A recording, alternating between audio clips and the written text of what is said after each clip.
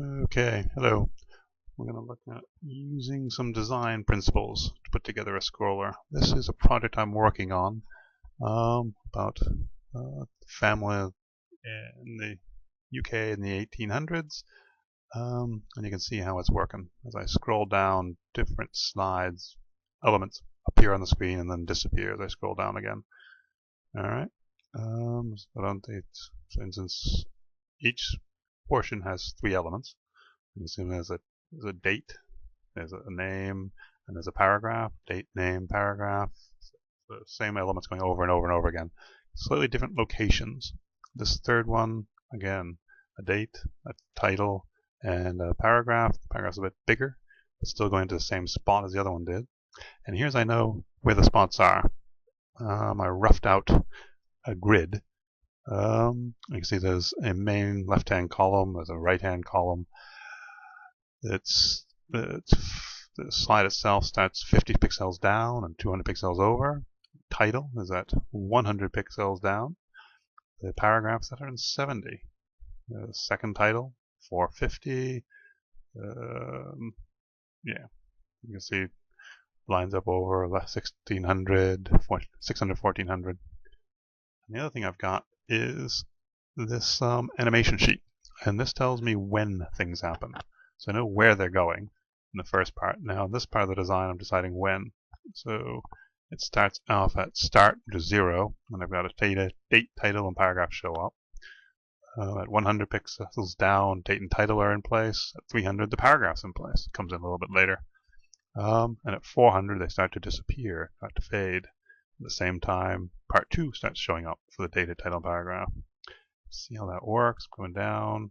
Here we go. 1, 2, 3 in place. Now they start to fade, and part 2 shows up. Yeah. So it's matching up these. Okay. And again, there we go. So the third one's with the exact same thing. The way this is working, this is my style sheet for the thing. There's a bunch of things in here, a bunch of bits to the style, but the most important is probably this one right here, position fixed.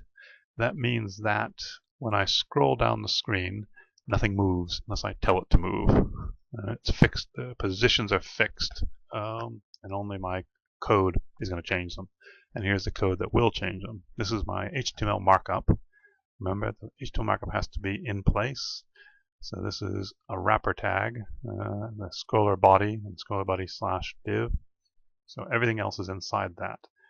Everything, all the divs are individual, paragraphs, H1s. No, I don't have any blocks inside blocks because I'm trying to keep it simple. I got a bunch of individual elements I want to move around.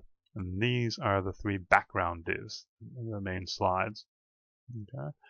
And okay, you can see I've got each one has an ID, starts with the letters BG underscore, and then a word that explains what that is. So Edgbaston is the Edgbaston map, Charlton is the Charlton map. Okay. Ecclesall is the Ecclesall map. They're in reverse order. So Ecclesall is the first map that shows up. Is the opening, and then Edgbaston is the second slide, and Charleston is the third. Okay. When I reach 500, that Ecclesall will disappear, and Edgbaston will appear. When I reach 1300, Edgbaston will disappear, and Charlton will appear. You can see how that works. So slides. This is the third of those slides fading out, and the one underneath it shows up. This one fades out. There we go. And the one underneath it shows up, Charlton. So it's in reverse order, because one's on top of the other, and they're just working their way down. As one becomes invisible, the others become visible, and the thing feeds through. Here, back to my design page. At 400, Edgbaston starts to fade. 500, Edgbaston's hidden. 1000, Charlton starts to fade. 1300, Charlton is hidden. When Charlton's hidden, I can see Eccleston, so which is the last of them. Okay, you can see these numbers are matching up with those numbers, which ties it all nicely together for me.